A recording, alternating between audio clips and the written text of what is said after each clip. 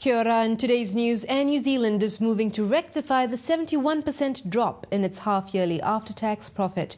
Changes include improved efficiencies and revenue growth, as well as 441 job cuts. More than 260 cuts will come from non-renewal of contracts and another 175 via layoffs.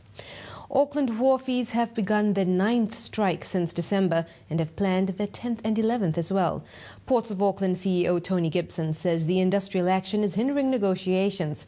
But Maritime Union President Gary Parslow told New Zealand's REMA that workers have already made compromises and the next move is up to port management.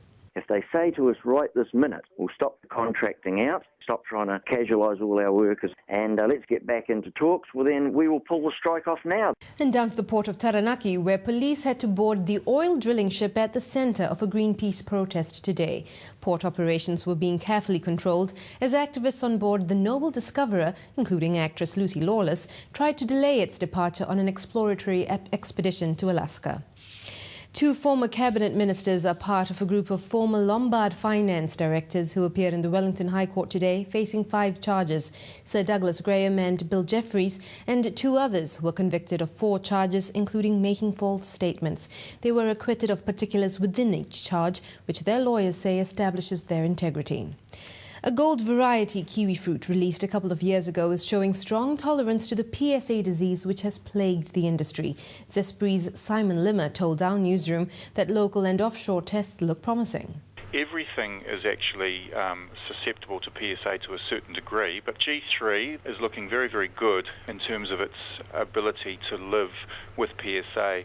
New Zealand On Air is putting $1.6 million into a big budget production of New Zealand's Got Talent, but multiple funding sources are needed. It says the show is a great opportunity for local performers to entertain a nationwide audience.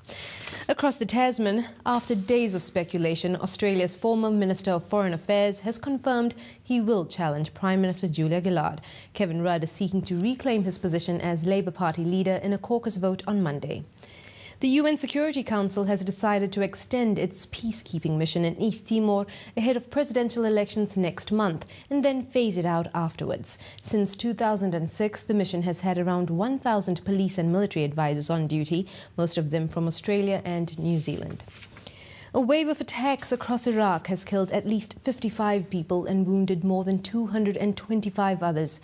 Targeting mostly Shi'ite Muslims, it's considered one of the worst periods of violence since US troops pulled out of the country in December. And finally, a convicted murderer who helped to rescue prisoners in Honduras has been pardoned. Last week, jail guards panicked and left 360 men to die when a fire broke out.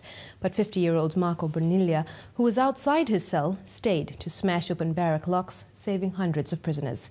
Well, those are the headlines from the RBG News Centre. Heiko Nera.